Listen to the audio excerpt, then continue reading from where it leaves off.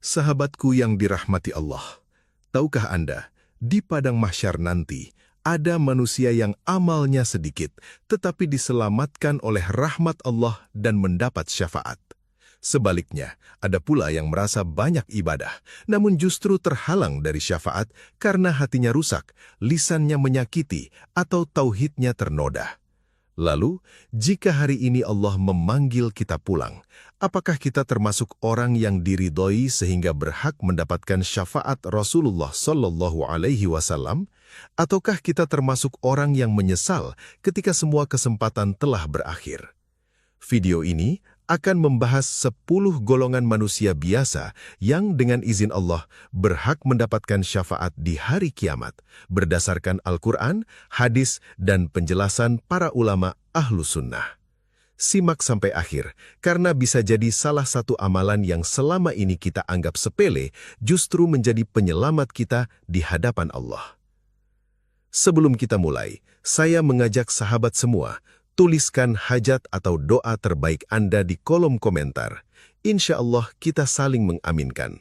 Semoga Allah mengabulkan setiap doa, mengangkat segala kesulitan, melapangkan rizki, menyembuhkan penyakit, mengampuni dosa-dosa kita, melindungi kita dari azab kubur dan api neraka, serta mengumpulkan kita bersama Rasulullah Sallallahu Alaihi Wasallam di syurga Firdaus. Jangan lupa tekan tombol like, share, dan subscribe, lalu aktifkan lonceng notifikasinya agar dakwah ini semakin banyak tersebar dan menjadi amal jariah yang terus mengalir pahalanya. Bismillahirrahmanirrahim. Assalamualaikum warahmatullahi wabarakatuh. Alhamdulillahi rabbil alamin. Segala puji bagi Allah subhanahu wa ta'ala yang masih memberi kita nikmat iman, Islam, dan kesempatan untuk mengingatnya. Salawat serta salam semoga senantiasa tercurah kepada junjungan kita Nabi Muhammad Sallallahu Alaihi Wasallam, keluarga, sahabat, dan seluruh pengikut beliau hingga akhir zaman.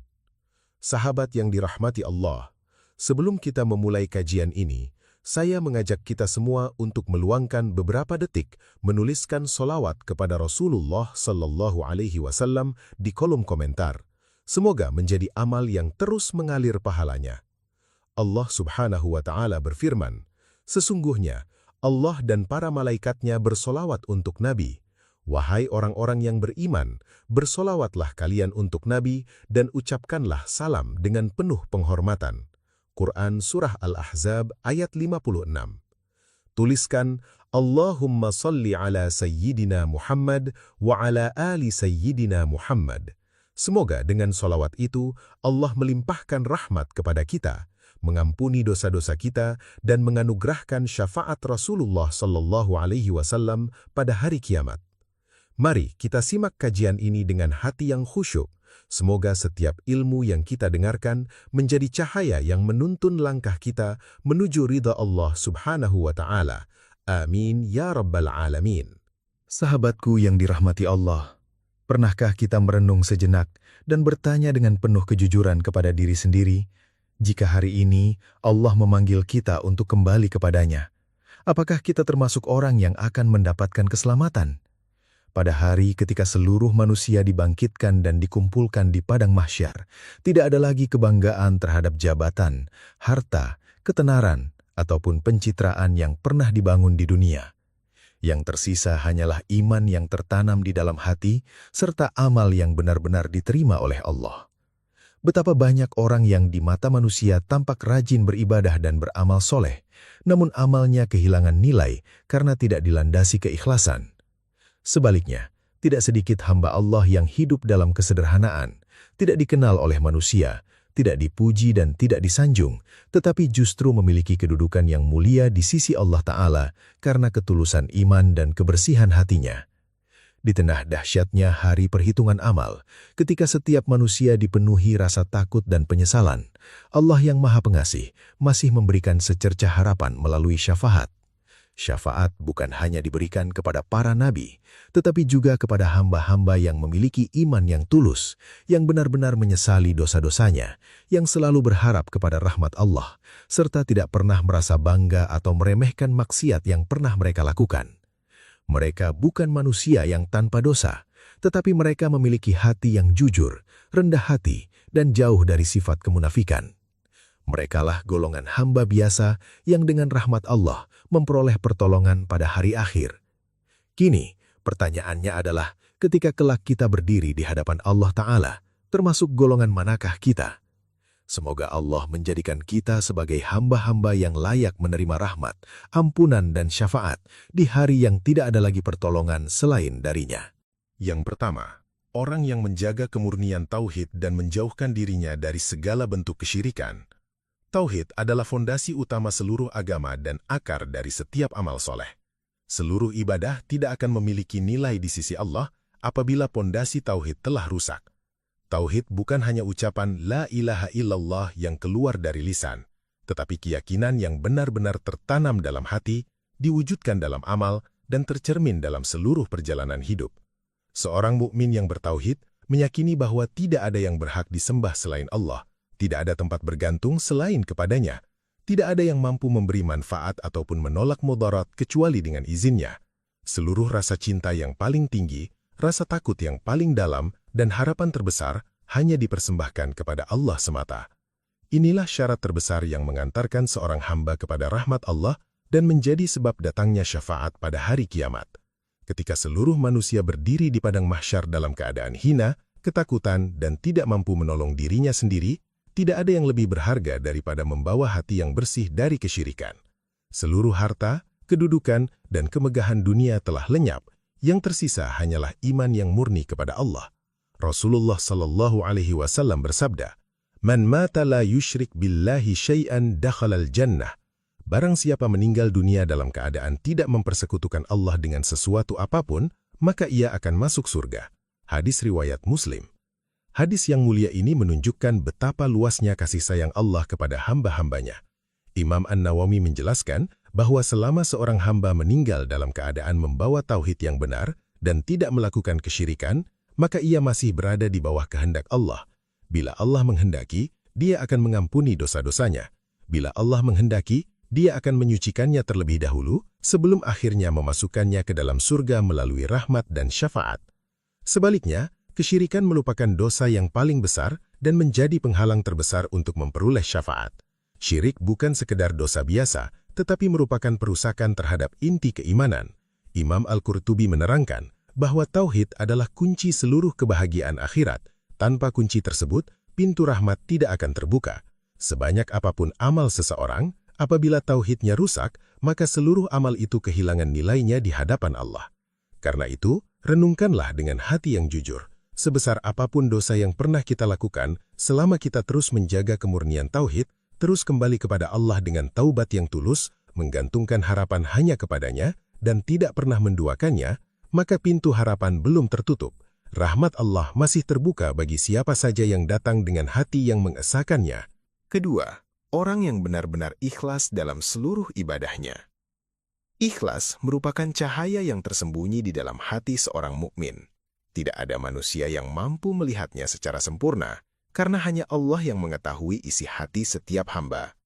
Namun, justru amalan yang tersembunyi inilah yang menentukan apakah suatu ibadah diterima atau ditolak di sisi Allah. Betapa banyak amal yang tampak besar di mata manusia, dipuji, dikagumi, bahkan dikenang sepanjang masa, tetapi ternyata tidak bernilai sedikit pun di sisi Allah karena tercampur dengan ria, ujub, atau keinginan mencari pujian manusia. Sebaliknya, ada amal yang sangat sederhana, mungkin hanya diketahui oleh pelakunya dan Allah semata, tetapi justru menjadi sebab diangkatnya derajat seseorang hingga memperoleh rahmat dan syafaat. Ikhlas bukan berarti seseorang harus selalu beramal secara sembunyi-sembunyi. Hakikat ikhlas adalah menjadikan Allah sebagai satu-satunya tujuan dalam setiap amal. Ia tidak menjadikan sanjungan manusia sebagai motivasi, tidak mengejar popularitas, tidak berharap dipuji, dan tidak menjadikan ibadah sebagai jalan mencari keuntungan dunia. Rasulullah Shallallahu Alaihi Wasallam bersabda, "As'adun nasi bisyafa'ati yaumal qiyamah man qala la ilaha illallahu khalisan min qalbih au nafsih." Orang yang paling berbahagia mendapatkan syafaatku pada hari kiamat adalah orang yang mengucapkan la ilaha illallah dengan ikhlas dari dalam hatinya. Hadis riwayat Al-Bukhari. Hadis ini menunjukkan bahwa syafaat Rasulullah Shallallahu Alaihi Wasallam memiliki hubungan yang sangat erat dengan keikhlasan hati, bukan sekadar banyaknya amal yang dilakukan, tetapi kemurnian niat ketika melaksanakannya. Imam An-Nawawi menjelaskan bahwa ikhlas adalah memurnikan tujuan ibadah hanya untuk Allah semata, tanpa dicampuri keinginan memperoleh pujian, penghormatan, kedudukan ataupun keuntungan dunia. Sebaliknya, Imam Al-Ghazali menggambarkan ikhlas sebagai ruh dari seluruh amal. Amal tanpa ikhlas bagaikan tubuh tanpa nyawa. Ia tampak hidup di mata manusia, namun hakikatnya telah mati di sisi Allah. Karena itulah, syafaat Rasulullah Shallallahu Alaihi Wasallam tidak diberikan kepada orang yang menjadikan amal sebagai ajang pertunjukan. Syafaat diberikan kepada hati yang tulus, kepada orang-orang yang beribadah meskipun tidak dikenal manusia, yang tetap taat walaupun tidak dipuji, dan yang tetap berbuat baik sekalipun tidak ada seorang pun yang menyaksikannya. Pada hari kiamat nanti, seluruh topeng akan terbuka. Tidak ada lagi pencitraan, tidak ada lagi kemunafikan yang dapat disembunyikan, yang dinilai hanyalah kejujuran hati. Orang-orang yang ikhlas akan datang menghadap Allah tanpa membawa kebanggaan terhadap amal mereka. Mereka tidak merasa layak masuk surga karena amalnya. Mereka hanya berharap kepada keluasan rahmat Allah. Semakin tinggi keikhlasan seseorang, semakin besar pula rasa takutnya jika amalnya tidak diterima. Mereka senantiasa memohon agar Allah menerima setiap sujud, setiap sedekah, setiap doa taubat, dan setiap air mata taubat yang pernah mereka persembahkan. Justru karena kerendahan hati itulah Allah memuliakan mereka. Dari hati yang bersih, penuh ketundukan dan hanya bergantung kepada Allah, syafaat Rasulullah Shallallahu Alaihi Wasallam datang sebagai bentuk kasih sayang yang Allah anugerahkan kepada hamba-hambanya yang ikhlas. Ketiga, orang yang memperbanyak membaca sholawat kepada Rasulullah Shallallahu Alaihi Wasallam. Di antara amalan yang paling ringan dilakukan oleh lisan, namun memiliki nilai yang sangat besar di sisi Allah, adalah memperbanyak membaca sholawat kepada Nabi Muhammad Shallallahu Alaihi Wasallam. Amalan ini tidak memerlukan kekayaan, tidak membutuhkan tenaga yang besar, dan tidak pula memerlukan kedudukan yang tinggi. Cukup dengan lisan yang terus mengingat beliau dan hati yang dipenuhi rasa cinta serta kerinduan kepada Rasulullah Shallallahu Alaihi Wasallam. Ketika seorang hamba memperbanyak membaca sholawat, sesungguhnya ia sedang mengakui kemuliaan Rasulullah Shallallahu Alaihi Wasallam, menghormati perjuangan beliau, serta menunjukkan rasa syukur atas jasa besar beliau yang telah membimbing manusia keluar dari kegelapan kesyirikan, kebodohan, dan kemaksiatan menuju cahaya tauhid, iman, serta petunjuk Allah. Sholawat bukan sekadar rangkaian kalimat yang diucapkan berulang-ulang, tetapi merupakan bukti cinta seorang mukmin kepada Nabi yang telah mengorbankan seluruh hidupnya demi keselamatan umatnya. Rasulullah Shallallahu Alaihi Wasallam bersabda, "Inna awlan nasi bi yaumal qiyamati aktsaruhum alayya salatan." Sesungguhnya orang yang paling berhak mendapat syafaatku pada hari kiamat adalah orang yang paling banyak bersolawat kepadaku. Hadis riwayat At-Tirmidzi. Hadis ini memberikan kabar gembira bahwa memperbanyak solawat bukan hanya mendatangkan pahala, tetapi juga menjadi salah satu sebab seorang hamba memperoleh kedekatan dengan Rasulullah Shallallahu Alaihi Wasallam pada hari yang penuh ketakutan. Hari ketika seluruh manusia sangat membutuhkan pertolongan dan tidak ada seorang pun yang mampu memberikan manfaat kecuali dengan izin Allah. Imam An-Nawawi rahimahullah menjelaskan bahwa setiap salawat yang dibaca seorang mukmin sesungguhnya kembali membawa manfaat kepada dirinya sendiri. Allah membalas 1 kali salawat dengan 10 rahmat, mengangkat derajatnya, menghapus dosa-dosanya, dan melimpahkan keberkahan dalam kehidupannya. Sementara itu, Ibnu Hajar Al-Asqalani rahimahullah menerangkan bahwa memperbanyak salawat merupakan sebab kuat yang mendekatkan seorang hamba kepada Rasulullah Shallallahu Alaihi Wasallam di akhirat. Kedekatan itulah yang menjadi salah satu jalan untuk memperoleh syafaat beliau, bukan karena kita memiliki amal yang sempurna, melainkan karena Allah menerima cinta yang tulus kepada nabinya. Betapa banyak manusia yang merasa amalnya sedikit, dosanya begitu banyak, dan hidupnya dipenuhi kekurangan. Namun mereka tidak pernah meninggalkan sholawat kepada Rasulullah Shallallahu Alaihi Wasallam. Di saat hati terasa sempit, sholawat menjadi penyejuk jiwa. Ketika beban hidup terasa berat, sholawat menghadirkan ketenangan. Saat harapan hampir sirna, solawat menghidupkan kembali keyakinan bahwa rahmat Allah jauh lebih luas daripada dosa-dosa hambanya. Maka, jangan pernah meremehkan amalan yang tampak sederhana ini. Bisa jadi solawat yang terus kita jaga setiap hari menjadi sebab Rasulullah SAW mengenali kita di padang mahsyar, mendoakan kita, dan dengan izin Allah memberikan syafaat kepada kita. Sebab cinta yang tulus kepada nabinya tidak akan pernah disia-siakan oleh Allah. Keempat, orang yang membaca, memahami, dan mengamalkan Al-Quran. Sahabatku yang dirahmati Allah, Al-Quran bukan sekedar kitab yang dibaca untuk mengisi waktu luang. Ia juga bukan hanya dilantunkan ketika ada perlombaan, acara keagamaan, atau saat seseorang meninggal dunia. Al-Quran adalah firman Allah yang diturunkan sebagai petunjuk hidup bagi seluruh manusia. Di dalamnya terdapat cahaya yang menerangi jalan kehidupan, penawar bagi hati yang terluka, petunjuk bagi orang yang tersesat, serta rahmat bagi siapa saja yang mau tunduk kepada Allah. Seorang mukmin yang menjadikan Al-Quran sebagai sahabat hidupnya, membacanya dengan penuh keimanan, berusaha memahami maknanya, lalu mengamalkan setiap ajarannya, sesungguhnya sedang menyiapkan bekal yang sangat berharga untuk kehidupan akhirat. Ia sedang menanam sebab datangnya syafaat pada hari ketika tidak ada lagi penolong selain Allah. Rasulullah SAW bersabda, "Iqra'ul Qur'an, fa innahu ya'ti yawmal qiyamati syafi'an li ashabihi." Bacalah Al-Quran, karena sesungguhnya ia akan datang pada hari kiamat sebagai pemberi syafaat bagi para pembacanya. Hadis riwayat Muslim. Hadis yang agung ini menunjukkan bahwa Al-Quran bukan hanya menjadi teman di dunia, tetapi juga menjadi penolong di akhirat. Ia akan hadir sebagai pembela bagi orang-orang yang mencintainya, yang menjadikan ayat-ayatnya sebagai pedoman dalam menjalani kehidupan.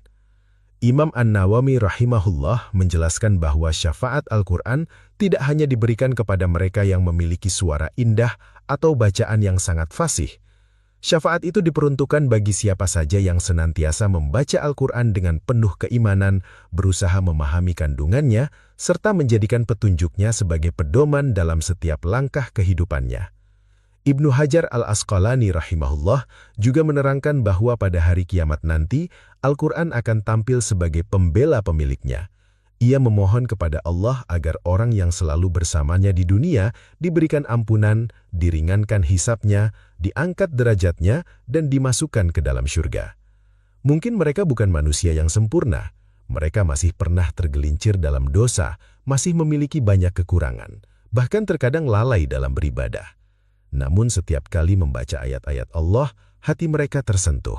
Mereka menangis, menyesal, lalu berusaha memperbaiki diri sedikit demi sedikit. Itulah hamba yang dicintai Allah. Al-Quran tidak menuntut seseorang menjadi sempurna dalam sekejap. Yang Allah kehendaki adalah hati yang jujur untuk terus belajar, terus memperbaiki diri, dan terus kembali kepada petunjuknya. Setiap lembar yang dibaca, setiap ayat yang direnungkan, dan setiap hukum yang diamalkan akan menjadi saksi yang membela dirinya pada hari perhitungan.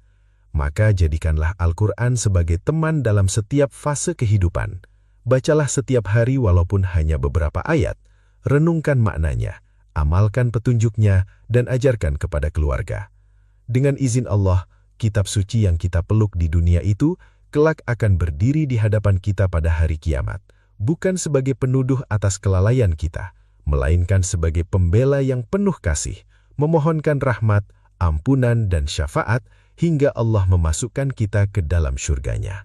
Yang kelima, orang yang bersabar ketika ditimpa musibah. Ada hamba-hamba Allah yang tidak diuji dengan kemiskinan semata, tetapi dengan kehilangan yang menghoyak hati. Ada yang bertahun-tahun menahan rasa sakit, karena penyakit yang tak kunjung sembuh. Ada yang harus merelakan orang-orang yang paling dicintainya kembali kepada Allah. Ada pula yang hidup dalam kesempitan rizki, tekanan hidup, dan berbagai cobaan yang datang silih berganti seolah tidak pernah menemukan akhirnya. Namun, di balik semua ujian itu, mereka tetap menjaga lisannya dari keluhan yang melampaui batas.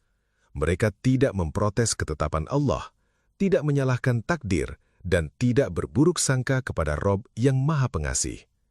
Hati mereka tetap yakin bahwa setiap keputusan Allah pasti mengandung hikmah yang lebih besar daripada yang mampu dipahami oleh akal manusia. Inilah hakikat kesabaran yang sesungguhnya. Kesabaran bukan berarti seseorang tidak merasakan sedih, tidak menangis, atau tidak merasakan sakit.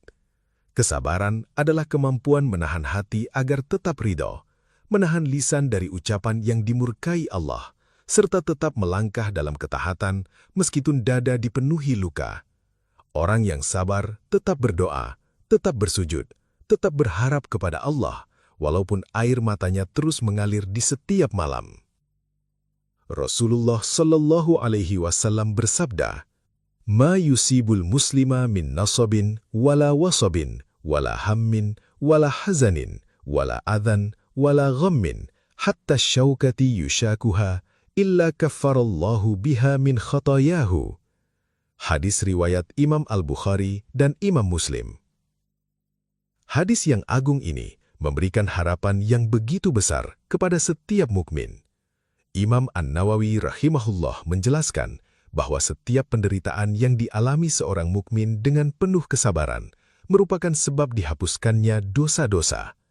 Tidak ada rasa sakit yang sia-sia di sisi Allah. Tidak ada air mata yang jatuh karena mengharap ridhonya, kecuali semuanya tercatat sebagai amal yang bernilai. Imam Al-Ghazali bahkan menyebut kesabaran sebagai separuh dari keimanan. Sebab iman tidak hanya diuji ketika seseorang memperoleh kenikmatan, tetapi justru tampak kemuliaannya ketika seseorang menghadapi kesulitan. Pada saat dunia terasa gelap, kesabaran menjaga hati agar tetap memandang cahaya petunjuk Allah. Kelak pada hari kiamat, orang-orang yang sabar tidak datang membawa keluhan atas ujian yang pernah mereka alami. Mereka hadir di hadapan Allah dengan luka-luka yang telah Allah ubah menjadi cahaya, dengan kesedihan yang telah berubah menjadi pahala, dan dengan air mata yang telah menjadi saksi keteguhan iman mereka. Hisab mereka menjadi lebih ringan, timbangan keburukan mereka dikurangi, karena sebagian dosa telah Allah gugurkan melalui ujian yang mereka hadapi selama hidup di dunia. Betapa mulianya kedudukan orang-orang yang bersabar. Mereka adalah hamba-hamba yang dekat dengan rahmat Allah, dan termasuk golongan yang sangat berharap memperoleh syafaat pada hari ketika tidak ada lagi penolong selain izin darinya. Kesabaran mereka menjadi bukti bahwa mereka rela menerima keputusan Allah, percaya kepada hikmahnya, dan tetap mencintai Rob mereka meskipun jalan hidup dipenuhi ujian. Yang keenam, orang yang meninggal dunia dengan kalimat tauhid di akhir hayatnya. Di antara manusia ada yang sepanjang hidupnya dipenuhi kekurangan. Amal ibadahnya belum sempurna, lisannya pernah tergelincir dalam dosa, langkahnya kadang menyimpang dari jalan yang lurus, dan dirinya berkali-kali jatuh dalam kesalahan. Namun kasih sayang Allah jauh lebih luas daripada dosa seluruh hambanya. Selama nyawa belum sampai di tenggorokan dan pintu taubat belum tertutup, Allah masih membuka jalan harapan yang begitu agung, yaitu kalimat tauhid. Ketika sakaratul maut datang menghampiri, tubuh mulai kehilangan kekuatannya, pandangan perlahan memudar, nafas menjadi berat dan tersengal-sengal. Dunia yang selama ini dikejar mulai menjauh, sementara akhirat semakin dekat. Pada detik-detik yang menentukan itulah, Allah memberikan taufik kepada sebagian hambanya, sehingga dari bibir mereka terucap kalimat paling mulia yang pernah dikenal manusia. La ilaha illallah. Rasulullah Shallallahu Alaihi Wasallam bersabda, "Man kana akhiru kalamihi la ilaha illallah, dakhalal jannah." Barang siapa yang akhir ucapannya adalah la ilaha illallah, maka ia akan masuk surga. Hadis riwayat Imam Abu Daud. Imam An-Nawawi rahimahullah menjelaskan bahwa hadis ini merupakan kabar gembira yang sangat besar bagi umat Nabi Muhammad Shallallahu Alaihi Wasallam. Siapa saja yang Allah tutup kehidupannya dengan kalimat tauhid, berarti ia meninggal dalam membawa pokok keimanan yang menjadi sebab datangnya rahmat Allah. Walaupun ia pernah memiliki dosa, selama tidak membawa kesyirikan dan Allah menghendaki ampunan baginya, maka ia berada di bawah keluasan rahmatnya. Kalimat tauhid bukan sekedar rangkaian huruf yang diucapkan oleh lisan. Kalimat ini adalah keyakinan yang hidup di dalam hati, pengakuan bahwa tidak ada sesembahan yang benar selain Allah, dan penyerahan diri sepenuhnya kepadanya. Kalimat ini adalah inti seluruh dakwah para nabi dan menjadi pembeda antara iman dan kekafiran. Ibnu Hajar al-Asqalani rahimahullah menerangkan bahwa tauhid merupakan syarat utama untuk memperoleh syafaat. Tanpa tauhid, pintu syafaat tidak akan terbuka. Namun apabila seorang hamba datang kepada Allah dengan membawa tauhid yang benar, meskipun amalnya penuh kekurangan, maka ia memiliki harapan besar untuk memperoleh rahmat dan syafaat dengan izin Allah. Betapa banyak hamba yang akhirnya diselamatkan bukan karena amalnya yang melimpah, melainkan karena Allah menutup kehidupannya dengan iman dan kalimat tauhid. Kalimat sederhana itu menjadi pemisah antara keselamatan dan kebinasaan. Ia menjadi cahaya yang menerangi alam kubur, menjadi jawaban ketika malaikat datang bertanya, dan menjadi sebab datangnya rahmat Allah pada hari ketika seluruh manusia sangat membutuhkan syafaat. Karena itu, jangan pernah meremehkan kalimat La ilaha illallah. Basahilah lisan dengan mengucapkannya setiap hari. Hidupkan maknanya di dalam hati, amalkan konsekuensinya dalam kehidupan, dan jadikan ia sebagai zikir yang selalu menemani setiap waktu. Semoga ketika saat perpisahan dengan dunia benar-benar tiba, Allah memudahkan lisan kita untuk mengucapkan kalimat tauhid itu sebagai ucapan terakhir, sehingga kita diwafatkan dalam keadaan beriman dan termasuk golongan yang memperoleh rahmat, ampunan, dan syafaat Rasulullah SAW pada hari kiamat. Ketujuh, orang yang menjaga sholat tepat pada waktunya. Menjaga sholat bukan berarti seseorang tidak pernah terlambat, tidak pernah lalai, atau selalu mampu menghadirkan kekhusyukan yang sempurna. Sebab setiap manusia memiliki kelemahan dan perjuangan yang berbeda.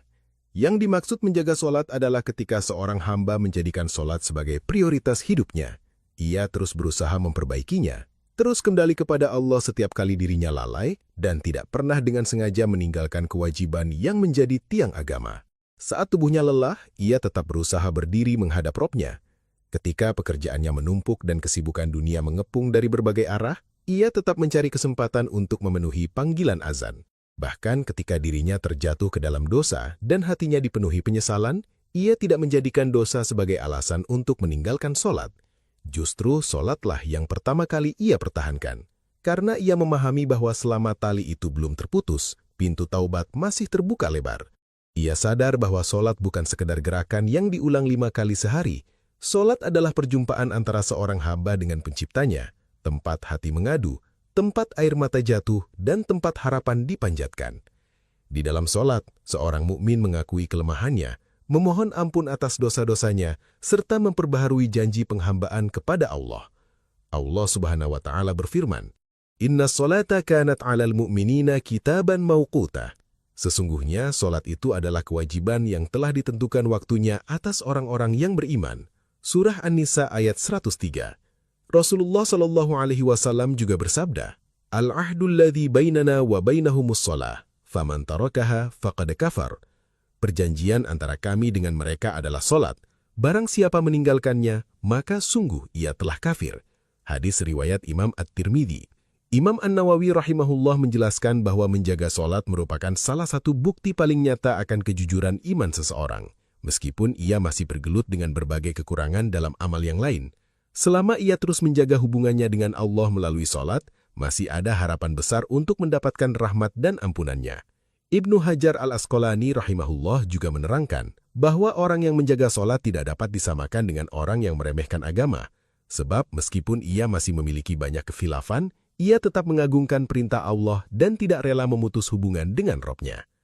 Para ulama ahlu sunnah sepakat bahwa sholat adalah amalan pertama yang akan dihisab pada hari kiamat. Apabila sholat seorang hamba baik, maka amalan-amalan lainnya memiliki peluang besar untuk ikut diperbaiki dengan rahmat Allah. Sebaliknya, jika sholatnya rusak dan diabaikan, maka urusan amal lainnya pun menjadi sangat berat. Karena itulah, orang yang menjaga sholat hidup dengan penuh harapan. Ia berharap setiap sujud menjadi saksi keimanannya. Ia berharap setiap rokaat menjadi cahaya yang menerangi kuburnya. Ia berharap setiap doa yang dipanjatkan di antara sujud dan salam menjadi sebab datangnya ampunan Allah. Mungkin dosanya masih banyak, mungkin amalnya belum sempurna. Namun selama ia terus menjaga sholat, ia masih berada di depan pintu rahmat Allah, menanti panggilan kasih sayang dari Rob semesta alam. Kedelapan, orang yang berbakti kepada kedua orang tua. Di antara amal yang sering dianggap sederhana oleh manusia, tetapi memiliki kedudukan yang sangat tinggi di sisi Allah, adalah berbakti kepada ayah dan ibu. Amal ini seringkali tidak terlihat oleh banyak orang. Ia bukan ibadah yang selalu disaksikan di masjid, bukan pula amal yang mudah mendapatkan pujian manusia. Namun, nilainya sangat besar, karena dilakukan dengan penuh keikhlasan dalam kehidupan sehari-hari. Bakti kepada orang tua hadir dalam perkara-perkara kecil yang sering terlupakan. Ia tampak ketika seseorang menahan amarah saat dinasehati. Ia terlihat ketika merendahkan suara di hadapan ayah dan ibunya. Ia hadir ketika bersabar menghadapi sikap mereka di usia senja, membantu kebutuhan mereka tanpa mengeluh, serta mendahulukan kebahagiaan mereka di atas kepentingan pribadinya. Seringkali tidak ada yang mengetahui pengorbanan itu selain Allah. Namun, justru di tempat-tempat yang sunyi itulah rahmat Allah turun dengan begitu deras. Rasulullah SAW bersabda, "Ridallah fi ridal walid, wa sakhatullah fi sakhatil walid."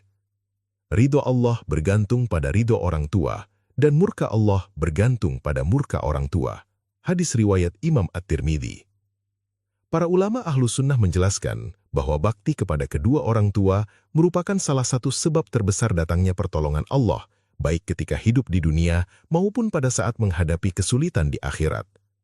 Imam An-Nawawi rahimahullah menerangkan bahwa keridhaan orang tua termasuk pintu terbesar yang mengantarkan seorang hamba kepada keberkahan hidup, serta dibukanya berbagai jalan kebaikan yang tidak pernah ia sangka sebelumnya.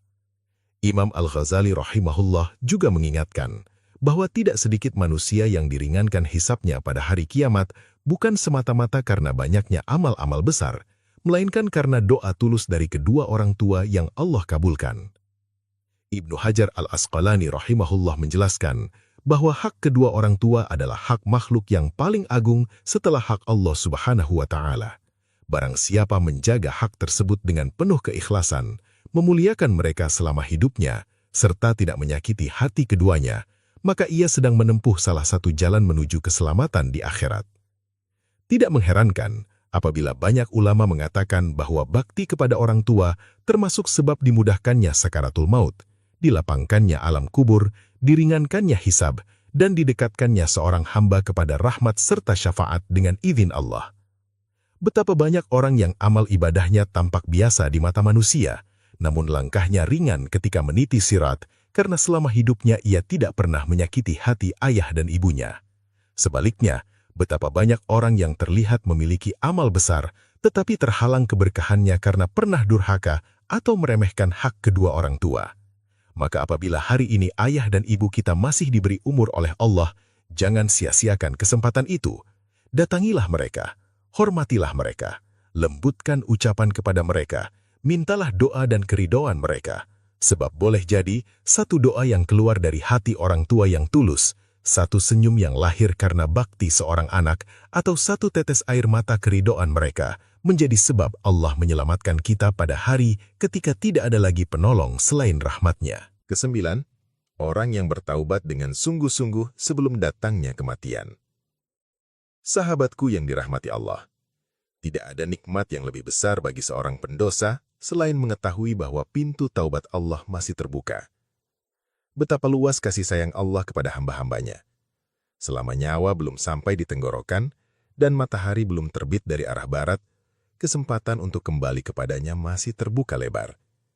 Tidak ada dosa yang terlalu besar untuk diampuni jika seorang hamba benar-benar kembali dengan hati yang tulus. Sebesar apapun dosa yang pernah dilakukan, sebanyak apapun maksiat yang pernah mengotori hidup seseorang, semuanya dapat dihapus oleh Allah apabila ia datang dengan penyesalan yang mendalam, menghentikan seluruh perbuatan dosanya, serta bertekad dengan sungguh-sungguh untuk tidak mengulanginya lagi. Allah tidak pernah merasa berat menerima taubat hambanya.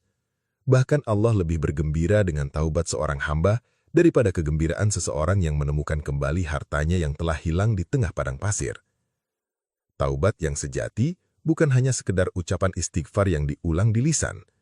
Taubat adalah tangisan hati yang lahir dari kesadaran bahwa dirinya telah banyak melanggar perintah Allah. Taubat adalah pengakuan atas kelemahan diri, sekaligus pengagungan terhadap kebesaran Rabb semesta alam. Orang yang benar-benar bertaubat tidak lagi sibuk mencari alasan untuk membenarkan kesalahannya. Ia datang kepada Allah dengan penuh kerendahan hati, mengakui seluruh dosanya, lalu menyerahkan hidupnya sepenuhnya kepada rahmat dan ampunannya. Rasulullah SAW bersabda, "Innallaha yaqbalu taubatal abdi ma lam yugargir." Sesungguhnya Allah menerima taubat seorang hamba selama nyawanya belum sampai di tenggorokan. Hadis riwayat Imam At-Tirmizi. Imam An-Nawawi rahimahullah menjelaskan bahwa hadis ini merupakan kabar yang paling membahagiakan bagi setiap orang yang pernah bergelimang dosa. Allah tidak menutup pintu harapan bagi siapapun yang benar-benar ingin kembali kepadanya. Selama kehidupan masih ada, kesempatan untuk memperbaiki diri tetap terbuka. Ibnu Hajar al-Asqalani rahimahullah juga menerangkan bahwa taubat yang diterima adalah taubat yang lahir dari kesadaran dan keikhlasan, bukan taubat yang dilakukan karena ketakutan ketika sakaratul maut telah datang dan seluruh tabir akhirat mulai disingkapkan. Pada saat itu penyesalan sudah tidak lagi bermanfaat. Oleh sebab itu, orang yang cerdas adalah orang yang segera bertaubat sebelum datang penyesalan yang tidak berguna. Barang siapa kembali kepada Allah sebelum ajal menjemput, maka dengan izinnya dosa-dosanya akan dihapuskan. Bahkan Allah mampu mengganti catatan keburukannya dengan pahala kebaikan. Ketika ia menghadap Allah kelak, beban dosanya telah diringankan oleh rahmat dan ampunannya. Ia tidak lagi membawa tumpukan maksiat yang menuntut azab panjang. Ia datang sebagai seorang hamba yang pernah jatuh, tetapi memilih bangkit untuk kembali kepada Rabb-Nya. Karena itulah, orang yang meninggal dunia dalam keadaan bertaubat memiliki harapan yang sangat besar untuk memperoleh rahmat Allah dan termasuk golongan yang layak menerima syafaat Rasulullah SAW. Bukan karena ia merasa dirinya suci atau bebas dari dosa, melainkan karena ia mengakui kelemahannya, menangisi kesalahannya, lalu kembali kepada Allah dengan hati yang hancur, penuh harap, dan dipenuhi rasa takut kepadanya. Ke-10, orang yang menjaga dirinya agar tidak menyakiti sesama muslim. Sahabatku yang dirahmati Allah, ada banyak amal yang tampak besar di mata manusia. Seseorang rajin melaksanakan sholat, gemar bersedekah, tekun membaca Al-Quran, bahkan sering melakukan ibadah sunnah. Namun seluruh amal tersebut dapat menjadi sia-sia apabila ia gemar menyakiti orang lain. Betapa banyak manusia yang bangkrut di hari kiamat bukan karena kurang beribadah, tetapi karena terlalu banyak melukai hati sesamanya. Lisan yang gemar mencela, ucapan yang merendahkan martabat orang lain, gibah yang dianggap sebagai obrolan biasa, fitnah yang disebarkan tanpa rasa bersalah, hinaan yang dilontarkan di depan umum, maupun tangan yang ringan berbuat zalim, semuanya akan dimintai pertanggungjawaban di hadapan Allah. Setiap luka yang pernah ditorehkan kepada orang lain akan menjadi tuntutan pada hari ketika tidak ada lagi harta dan kedudukan yang mampu menyelamatkan seseorang. Karena itulah, Rasulullah SAW menjadikan keselamatan orang lain sebagai salah satu tanda kesempurnaan Islam seorang hamba. Beliau bersabda, "Al-muslimu man salimal muslimuna min lisanihi wa yadihi." Seorang muslim adalah orang yang kaum muslimin selamat dari lisan dan tangannya. Hadis riwayat Imam Al-Bukhari dan Imam Muslim. Imam An-Nawawi rahimahullah menjelaskan bahwa hadis ini menunjukkan bahwa kualitas keislaman seseorang tidak hanya diukur dari banyaknya ibadah yang ia lakukan, tetapi juga dari akhlaknya kepada sesama manusia. Semakin seseorang mampu menjaga lisannya dari ucapan yang menyakitkan dan menjaga tangannya dari segala bentuk kezaliman, maka semakin dekat ia dengan rahmat Allah. Ibnu Hajar al-Asqalani rahimahullah menerangkan bahwa banyak manusia kehilangan berbagai keutamaan di akhirat bukan karena sedikit amal ibadahnya, melainkan karena banyaknya hak manusia yang belum ia selesaikan. Mereka datang membawa pahala yang besar, tetapi pahala itu habis diberikan kepada orang-orang yang pernah mereka zolimi selama hidup di dunia.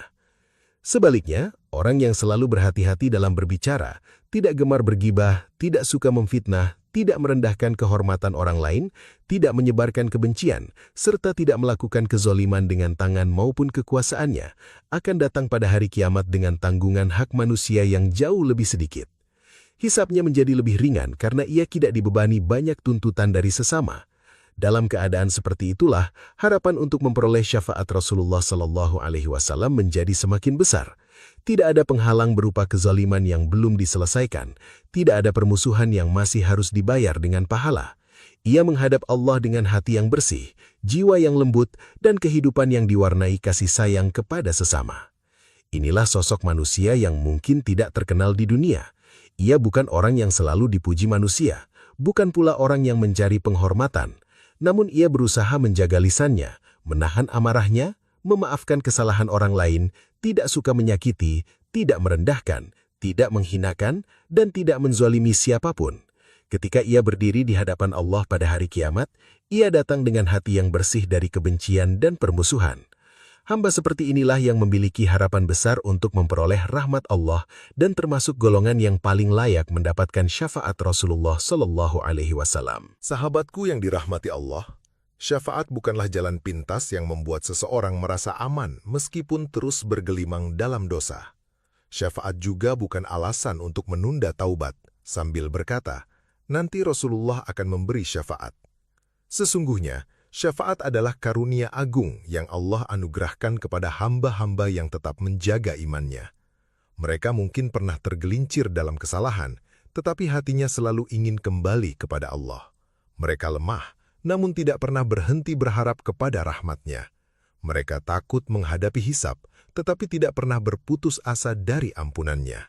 Para ulama Ahlus Sunnah seperti Imam Nawawi dan Ibnu Hajar menjelaskan bahwa tidak ada seorang pun yang mampu memberi syafaat kecuali setelah Allah mengizinkannya.